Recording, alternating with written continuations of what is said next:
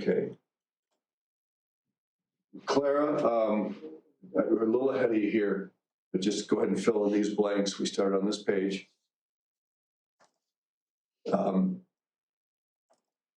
So there was church growth in Pyongyang, persecution from the Japanese who decided to make Korea theirs, independence movement that was not started by the missionaries, but a political movement. A lot of missionaries, a lot of Korean believers got involved, and when churches were closed, people were imprisoned, that whole thing was wiped out. And then, everything's kind of winding up toward World War II. And a lot of people saw the handwriting on the wall in the war. And of course, the U.S. got involved because of Japanese bombing of Pearl Harbor, and missionaries were pulled out. And so, it's interesting that Pearl Harbor was considered to be the ultimate surprise. And yet you see missionaries being evacuated before, the war begins. But Japan had come alongside of the Axis powers.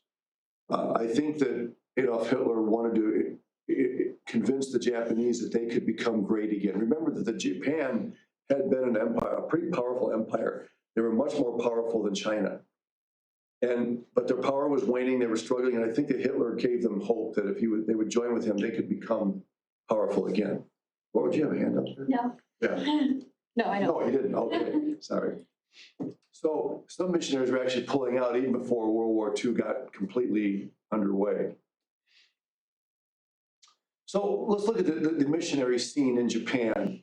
Protestant missions began there in 1859. That's pretty late, okay? That's less than 200 years ago, which, is a tenth of church history. Japan took a long time. The church looked very, oh, by the way, what famous Catholic missionary went to Japan and spent a long time there? Probably the most famous of all Roman Catholic missionaries. And he concentrated on children, baptizing children into the kingdom, into the church. Same thing. Who was he?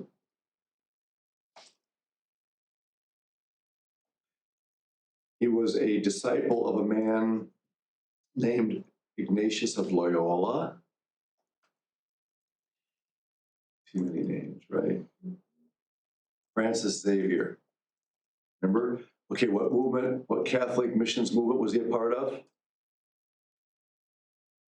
What was the name of that Catholic order that became the missionary power of the Catholic Church?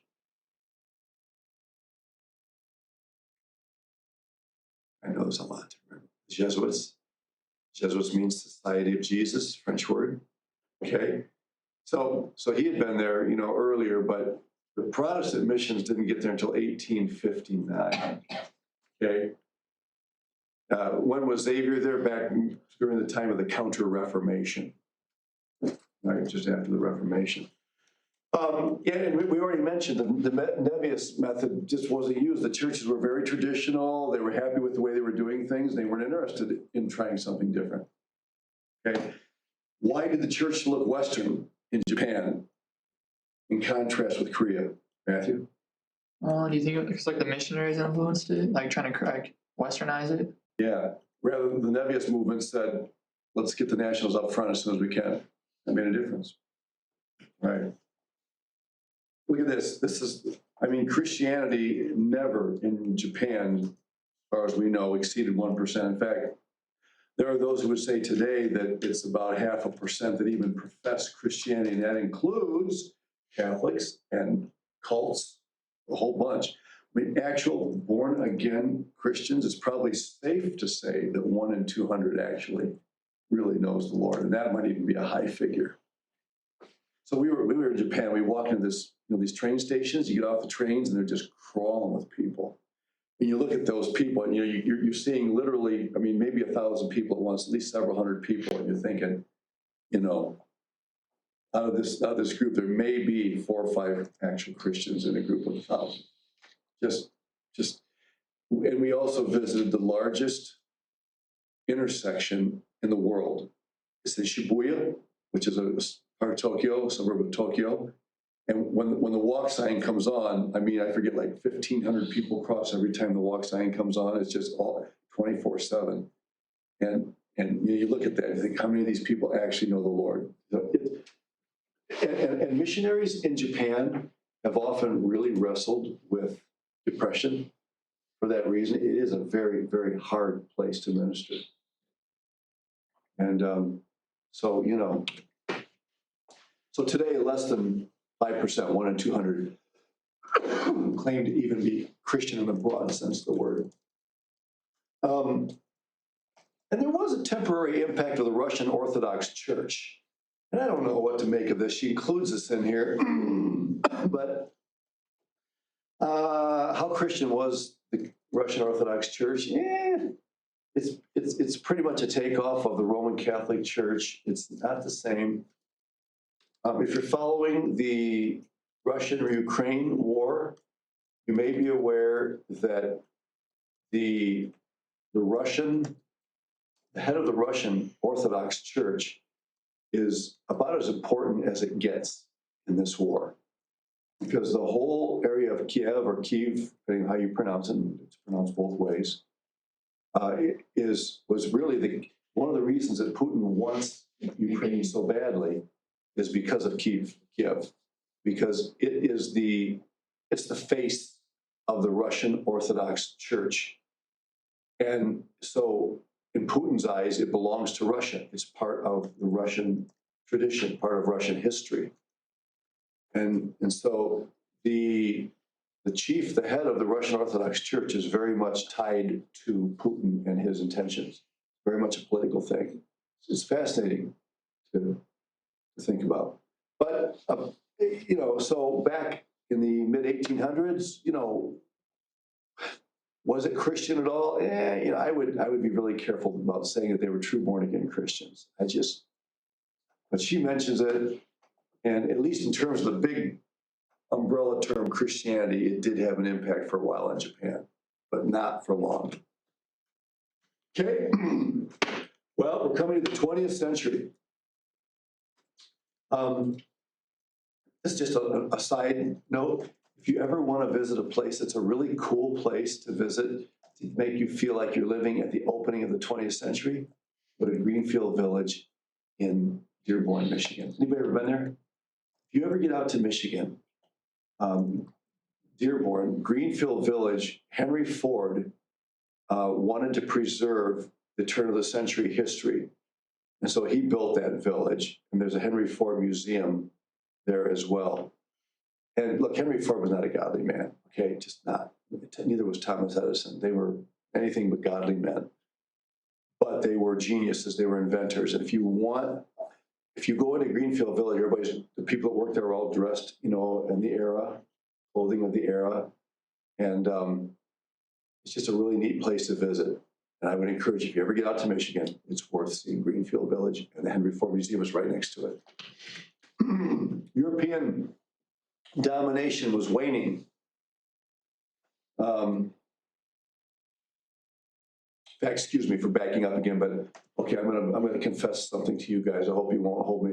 Maybe I already told this. My wife and I are watching the series, the video series, When Calls the Heart. Okay, now Matthew, then don't hold it against me. Okay. I don't know what that is. Okay, good. Well, actually, the author she's an amazing author. Okay, who wrote that? Jeanette Oak. She's Canadian. She really is a very, very good author. And one of the quotes, they quoted from Thomas Edison, who was living at this time. And he made a statement, I'd never heard it before, but the statement was, we want to make electricity so cheap that only the rich will burn candles. Just an irony, And look, everybody has electricity now. So Eastern military powers were surging at that time.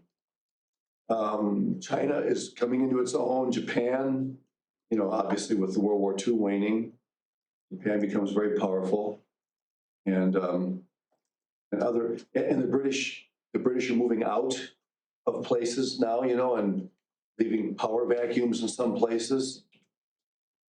2 world wars redefined the West, World Wars I and II, Christianity became perceived as unable to solve the world's problems. Now, let me ask you this. Was Christianity the one fighting World War II? Of course not. We all know that. But if you live in the East, if you live anywhere except the Western world, then as far as you're concerned, World War I and II are Christianity fighting against whoever. Okay, that's just the way it was viewed. I mean, if we were to read about a major war in India right now, you'd probably say, oh, it's Hindus. And that's just the way that this was viewed. So by the end of 2 world wars, most of the rest of the world is saying Christianity has failed, even though Christianity was not the perpetrator of the wars. That's just the way people look at it. Marxism, of course, which came from where? Well, Karl Marx was what ethnicity? Who's Karl Marx? And he was German. I don't know where though. I don't know. Do you know where he was born? But actually, Germany is not associated so much with Marxism. When you read the word Marxist or Marxism, what country comes to your mind?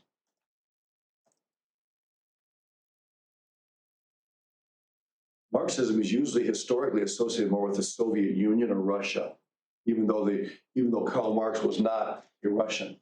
Okay, and so after World War II, when Russia got a big chunk of the pie, and others, Marxism became a big influence. And in the Cold War, I grew up during the Cold War in the 1960s and 70s. And Marxism was a big threat when I was growing up. I remember the energy crisis in 1975-ish. I remember the TV coming on with commercials, and I can still remember, I've memorized one of the statements that was made on a commercial. Gas is precious, pure energy, use it wisely. That was on lots of commercials because there was the belief that we were in an energy crisis and the world was running out of fossil fuels. Well, that's 1975. Obviously, that was wrong. It was political hype, okay? It justified raising gas prices. It justified doing a lot of things, right? But it wasn't really true. And Marxism was becoming very dominant. Now here we're talking about the opening of the 20th century. I'm already jumping into the 1970s, okay? But this is stuff that was happening that would influence that century, all right, moving forward. Just give me in a nutshell, what is Marxist? If you had to say it in one sentence, what is Marxism?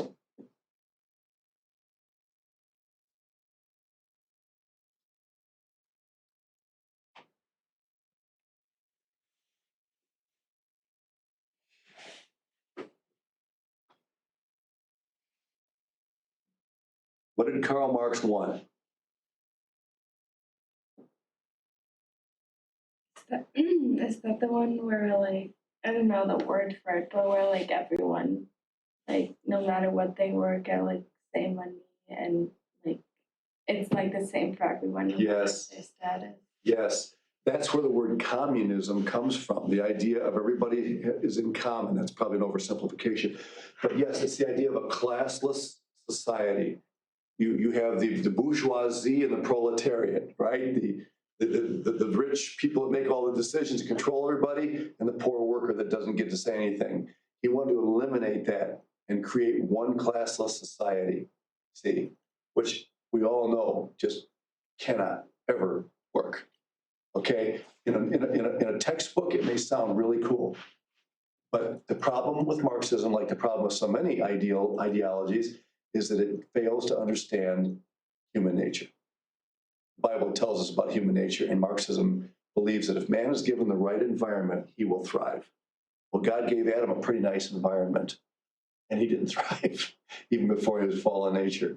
So that's the problem with Marxism. Anyway, that's an oversimplification. Many missionaries viewed Christianity plus capitalism as the force to combat Marxism. This is a fallacy. See, capitalism provided the funding, the financing for missionaries to be able to take the gospel to the world, right? Capitalism was booming. And, let's face it, no economic system in history has ever blossomed the way that capitalism has. Just think about it. Capitalism is incredible when it comes to its ability to generate an economy.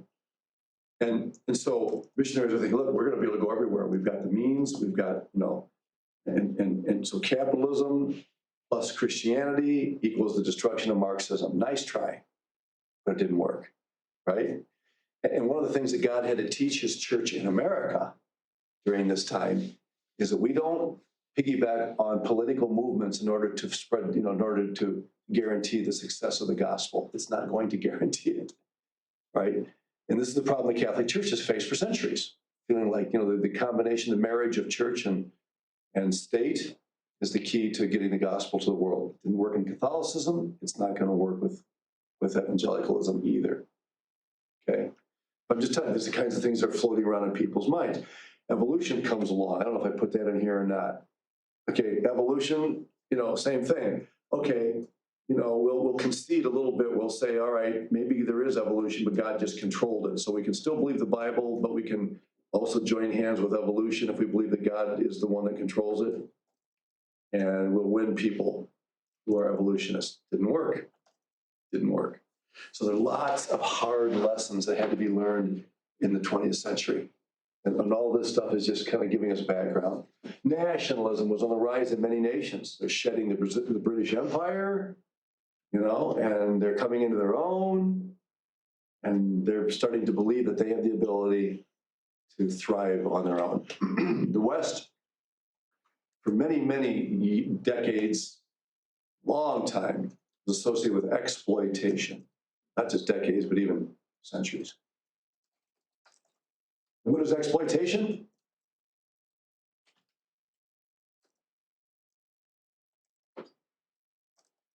Gaining something without paying for it. Yeah, taking advantage of those who are less fortunate. Yeah.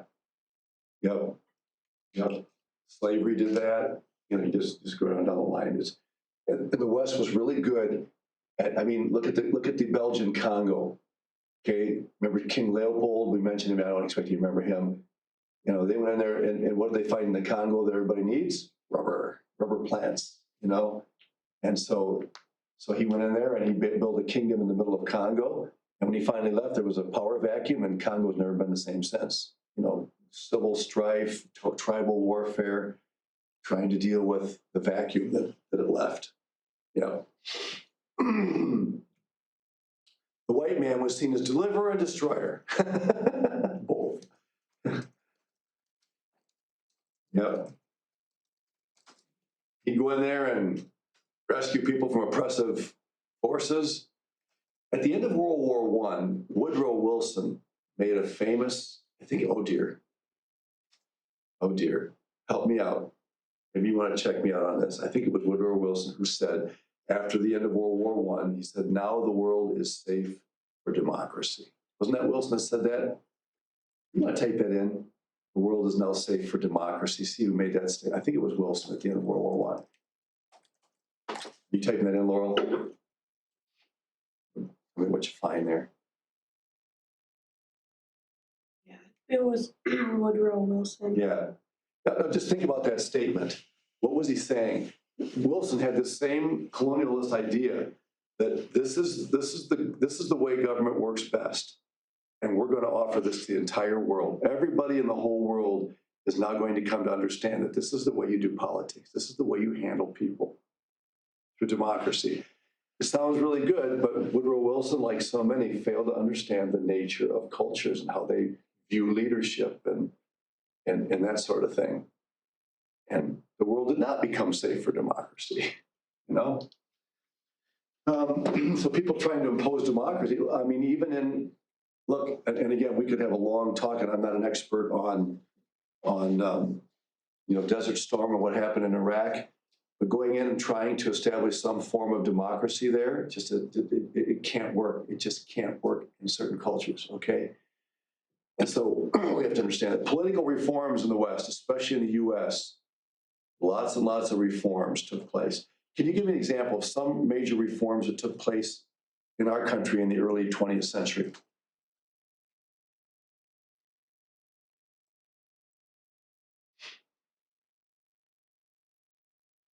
Ladies, you should be able to think of one. Feminist movement. Pardon? Feminist movement. Yeah, and it wasn't known as the feminist movement back then. It was really more of oh dear, what was the name of it? The suffrage movement, allowing women to vote. That was considered, just before that, in the Athenian democracy back, 400 or 500 BC, women didn't vote, even though it was a democracy, they just didn't. Child labor laws are another thing. You couldn't just take 14-year-olds and work them, 50, 60 hours a week and for almost no pay. People were abusing them. So lots of things like that were taking place. Labor unions, that's part of that idea of fair pay. I don't know what you think of labor unions. I'm not against the concept, I'm against the abuse. Labor unions became top heavy. They started demanding, higher pay and more vacation time and all sorts of perks. I grew up in the middle of labor unions in Toledo, Ohio. Toledo, Detroit, that whole area, the whole auto industry there was, about as bright blue collar as you can get. And my dad actually worked for Champion Spark Plugs. Child labor laws, I mentioned that one. Women's rights, there it is, the 19th Amendment in 1920, the suffrage movement, giving them a right to vote. Worst thing we ever did. No, just kidding, ladies. Yeah, just kidding. Don't shoot me. I think women should have a right to vote. Sometimes they make a whole lot more sense than the men do. Right, Matthew? No. The impetus due to World War I. What happened in World War I that kind of got this women's right movement going?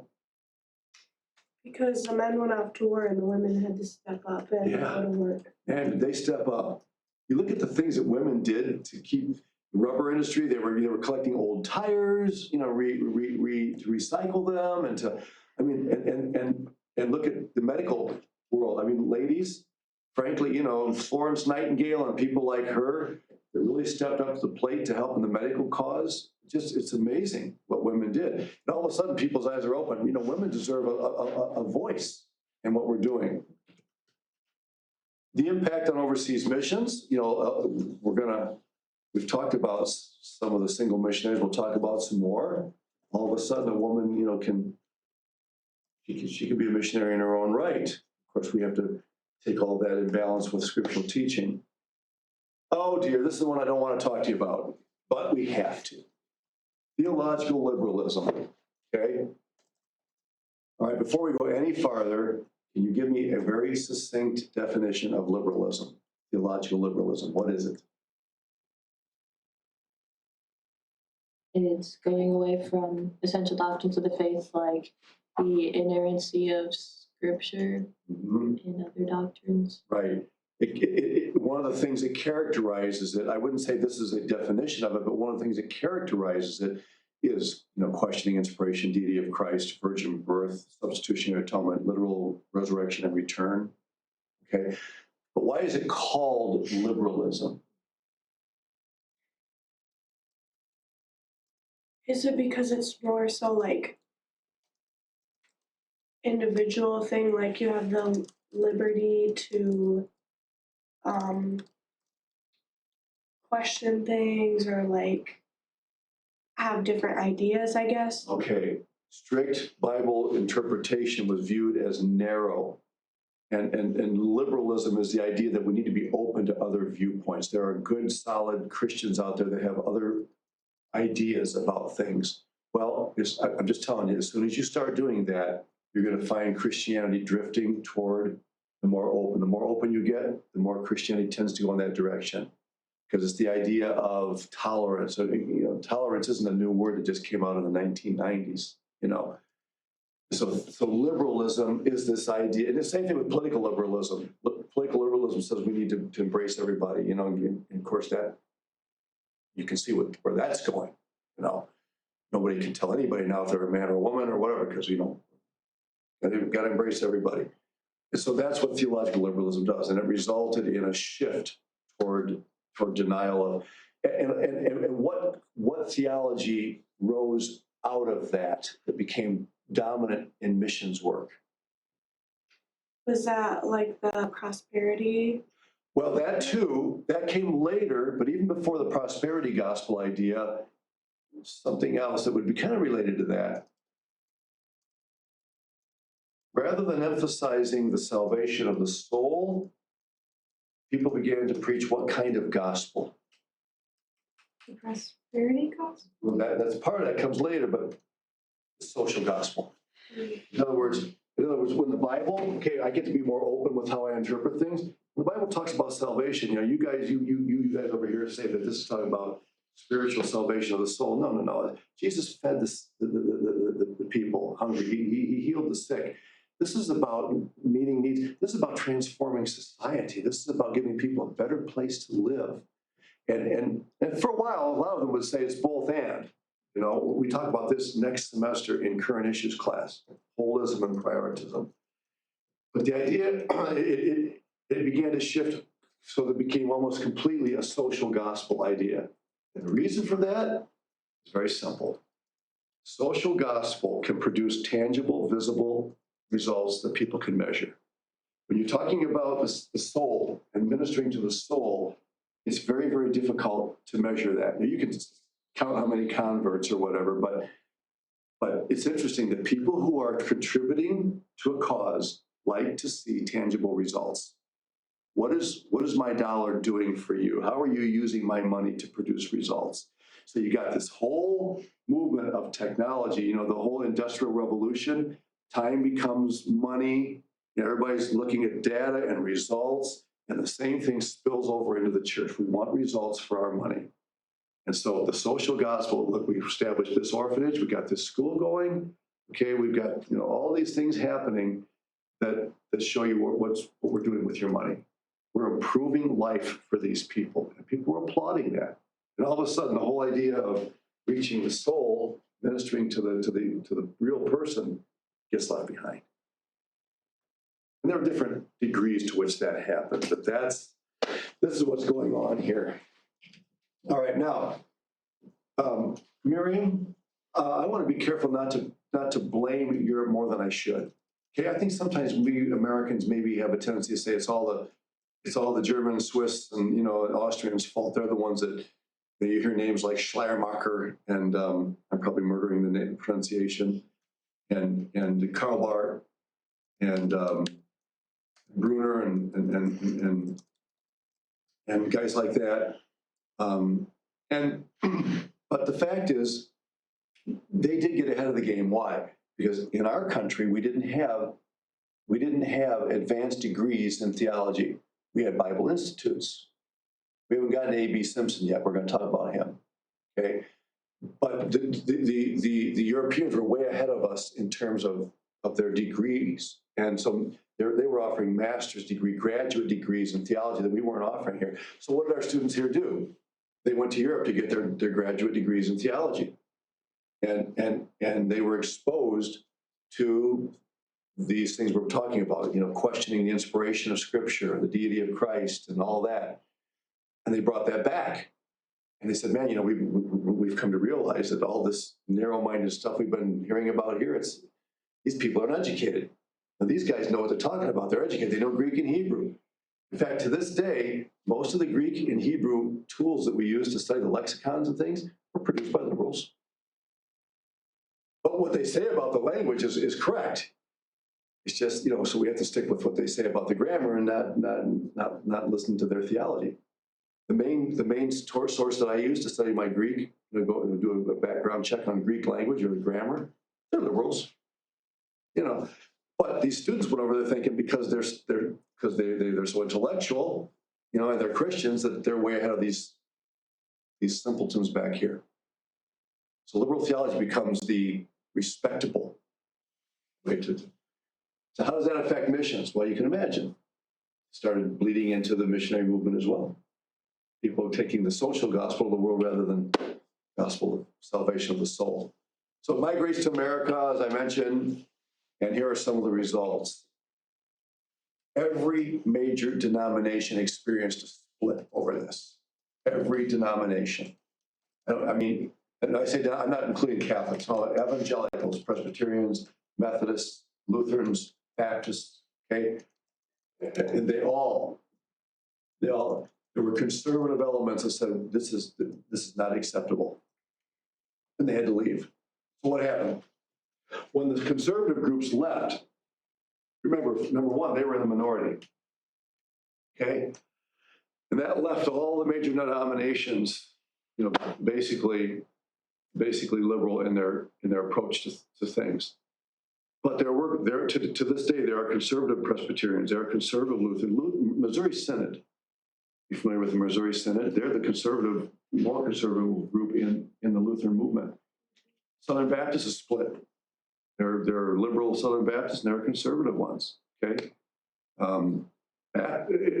just about every group experienced a taking of sides on these things. Neo-Orthodoxy came out of this.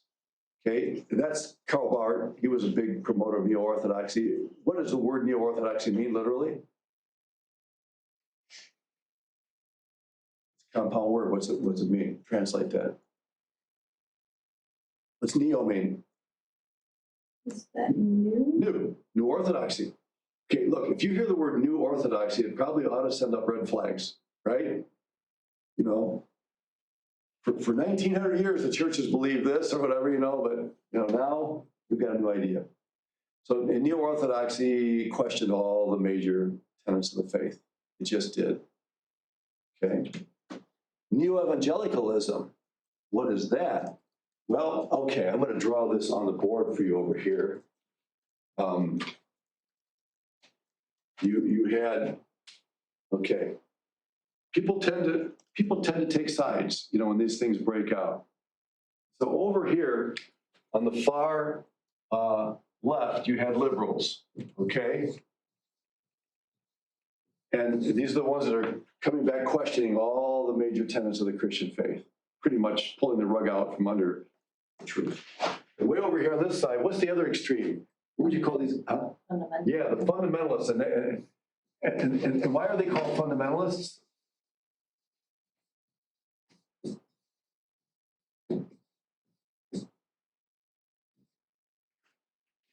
Because they believed in, they had different lists, but J. Gresham Machen and others came up with 5 basic fundamentals of the faith that they believed that anybody who called himself a true Christian had to embrace: inspiration, deity of Christ, virgin birth, substitutionary atonement, and physical resurrection and return of Christ. If you deny any of those, doesn't mean you have to be pre or post or amillennial, but you do have to believe that there's a physical, literal second coming of Christ. And if you didn't hold to those, you couldn't call yourself a true believer. And people that came out of all those denominations said yes to that. So fundamentalism became called it because those are 5 fundamentals of the faith. And, everybody has different lists, but that was. So you had a group that said, wait a minute, why are we fighting? I mean, we're all Christians, right? We're all Christians. So we need to come together and stop fighting so much and splitting up the body of Christ. Jesus said in his high priestly prayer that they may be one, right? So we've got to find a way to be one. So they came this direction and tried to find people coming from this direction, and they formed what became known as Neo-evangelicals. I'll just put that word, okay? All right? And so neo-evangelicals were trying to build a bridge between fundamentalists and liberals. They were the new evangelicals. They became very popular in the 1960s and 70s. Any of you familiar with the book, The Battle for the Bible? That required textbook in any of your classes. That was a huge watershed book that came out about inspiration. Battle for, is it the Word of God or not? It's not quite that simple. But it deals with those questions. The Battle for the Bible. Harold Lindsell wrote that. And he defended the inspiration of scriptures in that book. But they tried to find common ground. And I'm just telling you, okay, let me ask you this. If you're trying to form a group like this, which one of these 2 groups here has the most to lose? Fundamentalists. Why? I guess because the liberals are trying to change them. Yeah, and the liberals have already opened themselves up to a variety of views, right? They don't have a problem with various viewpoints, right? These guys do. So wait a minute, no.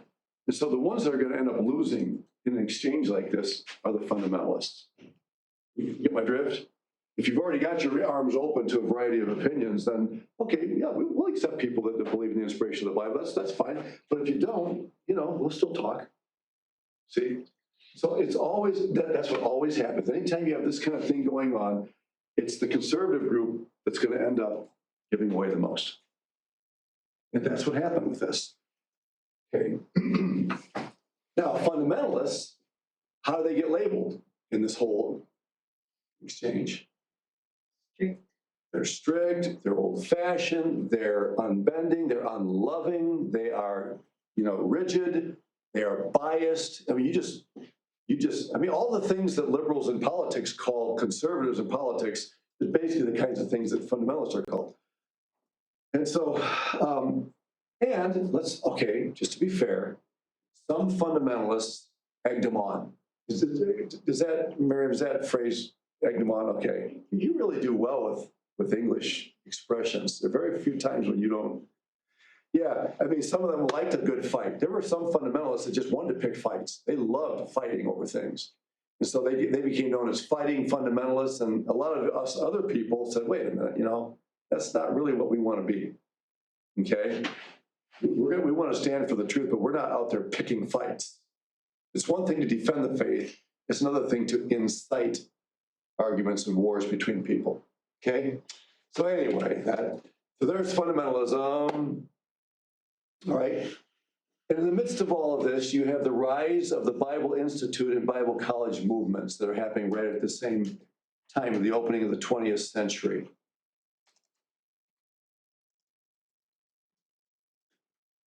This next statement is really interesting. The evangelization of nominal Christians. Okay, let me ask you this. If you're a liberal, you believe that, a very, very broad view of who's a Christian, where will you not send missionaries?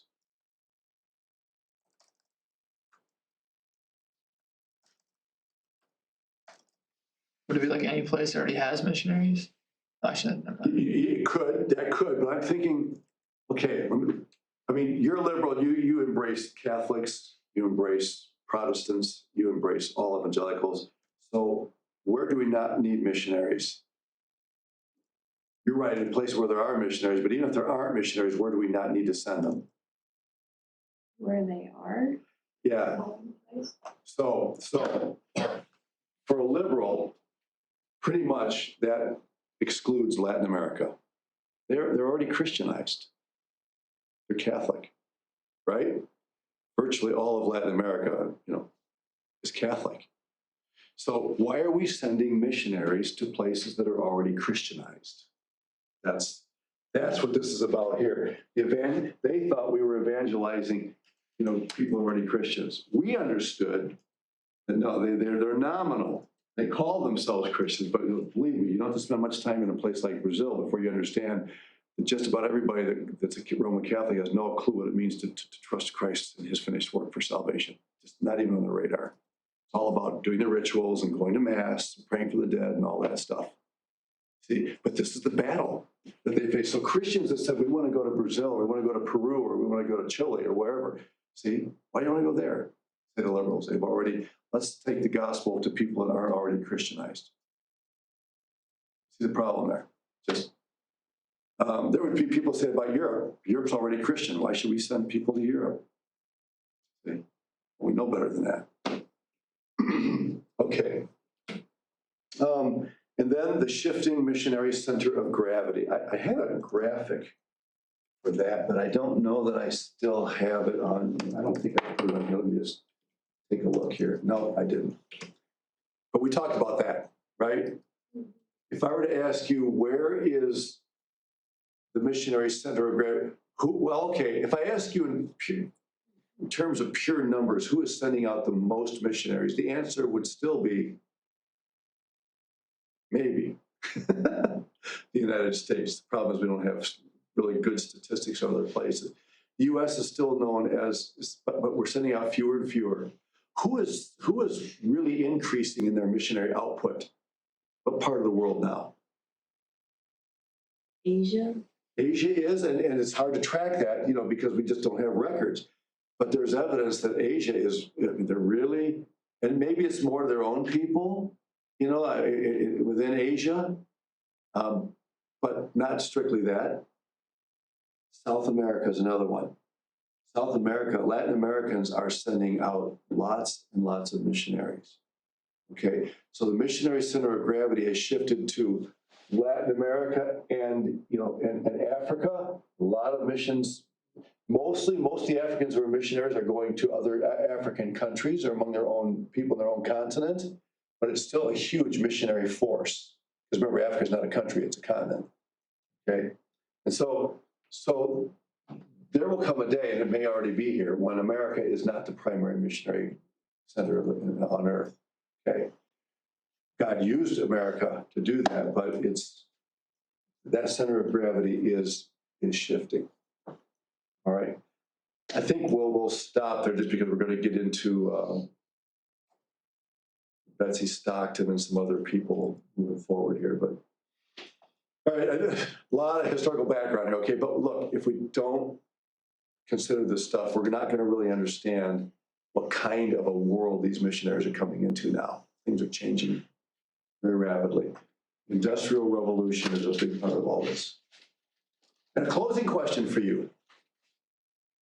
When the Industrial Revolution really got rolling and, mass production with Henry Ford and guys like that, Henry Ford didn't invent the car, right? The car was probably invented in France. We don't know for sure.